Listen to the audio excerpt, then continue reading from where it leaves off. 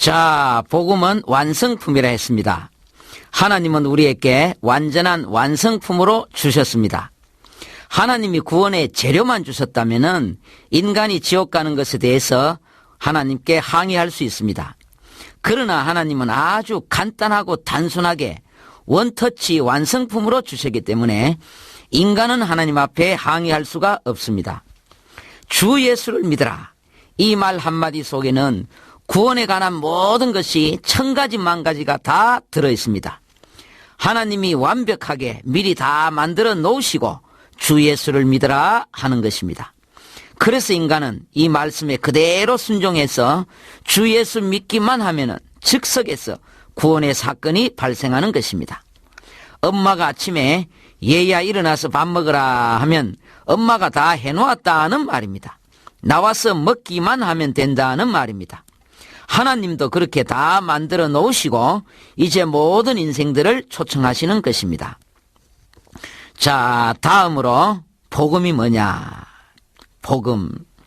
복음은 예수님만이 할 수 있는 것이 복음입니다. 예수님만이 할 수 있는 것이 복음입니다.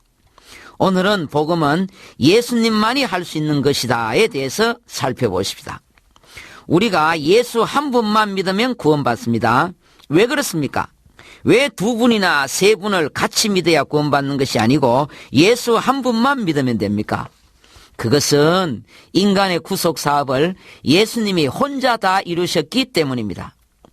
인생의 진짜 문제는 죄의 문제이고 죽음의 문제입니다. 예수님은 죽음을 정복하기 위해서 오셨습니다. 구원의 현장성입니다. 그래서 예수님은 친히 죽으시고 무덤에까지 들어오셨습니다. 드디어 3일 만에 부활하심으로 그렇게 죽음을 정복하셨습니다. 죽음으로 죽음을 정복하셨습니다. 부활로 죽음을 정복하셨어요. 이 모든 일을 혈혈단신 예수님 혼자 다 하셨습니다. 인간의 구원자는 단 한 분입니다. 그분이 혼자 이 모든 일을 다 해내셨습니다. 만약에 예수님이 혼자 이 일을 다 못하시고 가브리엘 천사하고 같이 일하셨다면 구원은 오직 예수가 아닙니다. 50% 예수이고 50%는 가브리엘입니다. 그러면 예수 믿어도 구원 못 받습니다. 예수도 믿고 가브리엘도 믿고 둘 다 동시에 믿어야 구원받습니다. 그러면 안 그래도 구원받는 자의 수가 적은데 두 분을 동시에 믿어야 구원받는다면 구원받는 숫자는 지금의 반의 반으로 툭 떨어질 것입니다. 하나님이 그걸 아시고 한 분만 믿으면 구원받을 수 있도록 그렇게 구원을 단순하게 만들어 주셨습니다. 인간이 구원받기 원하는 것보다 하나님이 인생들을 구원하시고자 하는 그 열망이 훨씬 더 큽니다. 그 증거가 이렇게 하나님께서 구원을 간단하고 단순하게 만들어 주셨다는 것입니다. 만약에 하나님께서 조금만 구원을 복잡하게 만드셨다면 우리 모두 머리 나쁜 인생들은 구원받기가 하늘의 별 따기가 될 것입니다. 약국에서 약사들이 그러잖아요. 식사 후에 30분 뒤에 잡수십시오. 찬물에 잡수시면 안 됩니다. 밀가루 음식도 안 됩니다. 짭고 매운 것도 안 됩니다. 이것 제대로 지키는 사람 누가 있습니까? 별것 아닌 것 같은 이 몇 가지도 제대로 지키기가 쉽지 않은데 예수도 믿고 또 하나 천사도 같이 믿어야 구원받을 수 있다면 구원의 길이 그렇게 어려워지는 것입니다. 정말로 우리는 이렇게 구원을 쉽고 단순하게 만들어주신 하나님 앞에 감사드려야 합니다. 성경에는 수많은 기적들이 나옵니다. 예수님도 많은 기적을 행하셨지만은 구약의 선지자들이나 신약시대 사도들도 많은 기적을 행했습니다. 복음이란 그분만이 할 수 있는 것이 복음이라 했습니다. 그러므로 기적은 복음이 아닙니다. 기적을 믿어서는 구원받지 못하는 것입니다. 복음은 그분의 전유물입니다. 감히 인간이 흉내낼 수 없는 것이 복음입니다. 예수님은 죽은 사람을 3번이나 살렸습니다. 그러나 베드로도 바울도 살렸습니다. 그러므로 죽은 사람을 살려낸 그 엄청난 기적도 복음이 될 수가 없는 것입니다. 그러나 그분은 동정녀의 몸에서 이 땅에 오셨습니다. 그분 말고 동정녀의 몸으로 오신 분이 천하인간에 또 누가 있습니까? 동정녀 탄생은 그분의 전유물입니다. 그러니까 동정녀 탄생, 이것이 복음인 것입니다. 또 그분은 죄를 알지도 못하신 분입니다. 흠과 티가 없는 몸으로 인류의 죄를 홀로 담당하셨습니다. 십자가에 못 박혀 죽은 사람이 예수님 혼자뿐이다, 이 말이 아닙니다. 하나님은 모든 인생들의 죄를 예수님 머리 위로 다 옮기셨습니다. 죄는 우리가 지었지만은 하나님은 예수님께 죄의 책임을 물으셨습니다. 예수님은 모든 인생들의 죄값을 지불하시기 위해서 피 흘려 죽으셨습니다. 예수님 말고 이 일을 한 사람이 천하인간에 또 누가 있습니까? 그러니까 십자가의 죽으심, 이것이 복음인 것입니다. 또 예수님은 3일 만에 사망 권세 꺾으시고 부활하셨습니다. 인류 역사에 무덤 문을 열고 스스로 살아나온 사람이 또 누가 있습니까? 그러니까 이것이 복음인 것입니다. 예수님은 또 천국을 예비하시고 우리를 데리러 오신다 했습니다. 천하인간에 이런 약속을 한 사람이 누가 있습니까? 이 일은 아직은 일어나지 않았지만은 그러나 곧 우리 눈앞에 현실로 닥칠 사실입니다. 이것이 복음입니다. 사랑하는 극동방송 가족 여러분, 복음을 아시나요? 복음을 모르면은 성경 아무리 많이 알아도 천하보다 귀한 내 영혼을 잃어버립니다.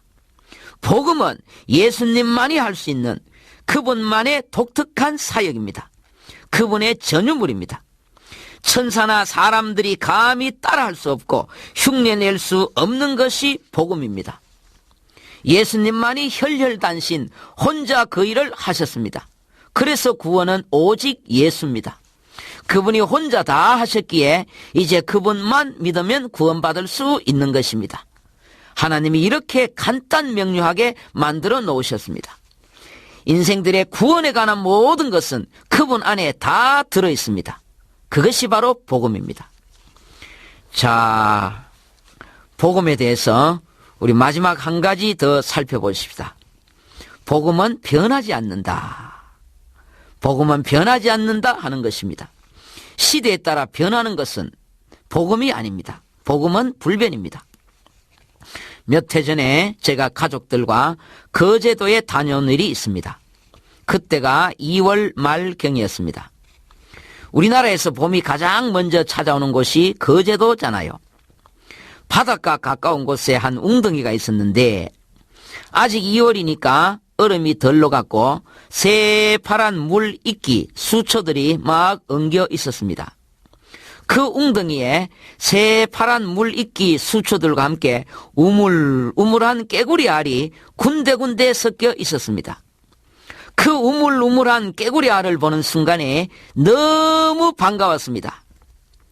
그것은 지금부터 50여 년 전에 제가 아주 어렸을 적에 동네 친구들과 개울가에 가면은 손으로 만져볼 수 있었던 바로 그 개구리 알이었습니다. 50년 만에 보는 그 독특한 우물우물한 개구리 알, 제가 얼마나 반가웠겠습니까? 50년 만에 만나는 반가운 친구였습니다. 너무 반가우면서도 제가 깜짝 놀랐습니다. 지난 50년 동안 이 세상이 얼마나 변했습니까? 지난 50년 동안 과학이 얼마나 발달되었습니까?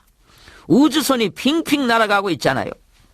그동안 세상은 이렇게 변했는데 깨구리야, 너는 그동안 어떻게 아무것도 변하지 않았니?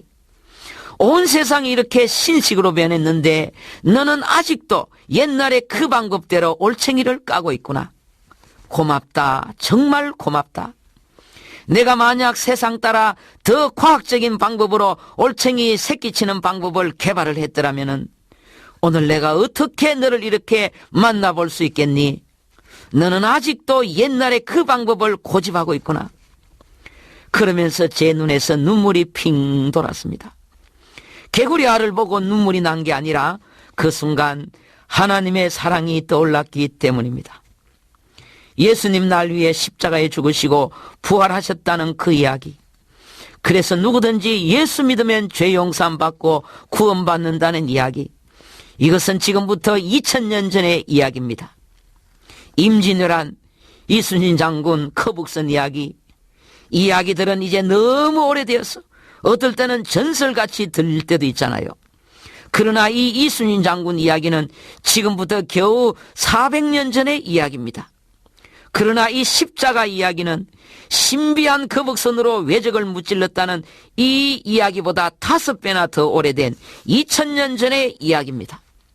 이제는 너무 오래돼서 마치 전설같이 들리기도 하는 이 빛바랜 이야기, 쾌쾌 먹은 그 옛날 낡은 십자가 이야기. 그러나 하나님은 아직도 이 방법을 바꾸신 적이 없습니다. 아직도 이 방법으로 인간을 구원하시기를 고집하고 있습니다. 개구리가 더 과학적인 방법을 개발했더라면 제가 어떻게 개구리 알을 알아볼 수가 있었겠습니까? 그러나 그 개구리는 내가 이렇게 찾아와서 반겨줄 줄 알고 지난 50년 동안을 그렇게 묵묵히 기다려왔던 것입니다. 그게 바로 하나님 마음입니다. 혹시나 구원의 방법을 바꾸어버리면 안 그래도 머리 나쁜 인생들이 행여나 길을 잃을까봐 아직도 그 옛날 그 방법을 하나님은 고집하고 계시는 것입니다. 하나님은 아직도 옛날의 그 문을 그대로 열어놓으시고 오늘도 집 나간 탕자가 돌아오기를 하나님은 오늘도 기다리고 계시는 것입니다.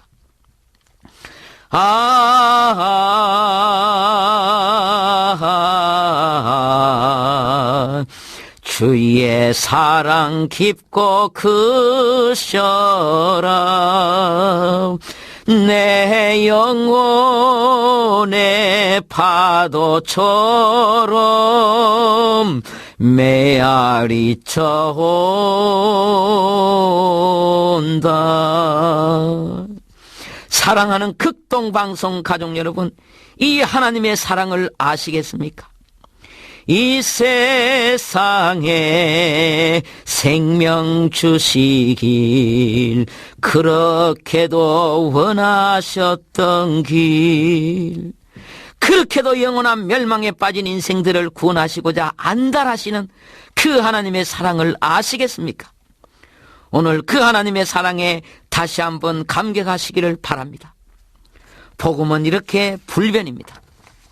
영접하는 자 곧 그 이름을 믿는 자들에게는 하나님의 자녀가 되는 권세를 주셨으니 개구리가 아직 한 번도 새끼치는 방법을 바꾼 적이 없듯이 하나님도 아직 한 번도 당신의 자녀 삼는 방법을 바꾸신 적이 없습니다.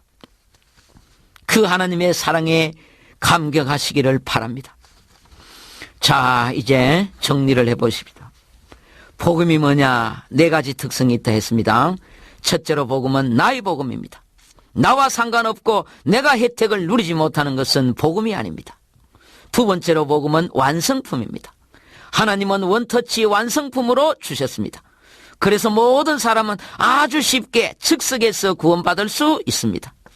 세 번째로 복음은 예수님만이 할 수 있는 것입니다. 사도들이나 천사들도 같이 따라할 수 있는 것은 복음이 아닙니다. 그래서 예수님만 믿으면 구원받을 수 있는 것입니다.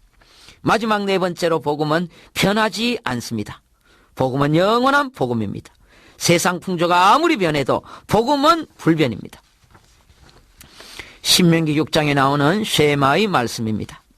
오늘날 내가 내게 명하는 이 말씀을 너는 마음에 새기고 내 자녀에게 부지런히 가르치며 집에 앉았을 때든지 길에 행할 때든지 누웠을 때든지 일어날 때든지 이 말씀을 강론할 것이며 구원은 오직 믿음으로 받습니다. 그러나 하나님의 축복은 말씀에 순종하는 행함으로 받습니다. 하나님의 축복 가운데 가장 큰 축복은 자녀의 축복이고 가문의 축복입니다. 그래서 신앙에서 가장 중요한 것은 유산입니다. 믿음의 유산입니다. 어른들 돌아가실 때 이 유산이 안 되어서 몸부림치시는 그런 안타까운 모습들이 얼마나 많이 일어나고 있습니까? 우리 자녀들에게 어렸을 적부터 이 살아계신 하나님의 말씀을 부지런히 가르쳐서 가문의 축복을 다 받으시기를 바랍니다. 믿음으로 늘 승리하시기 바랍니다.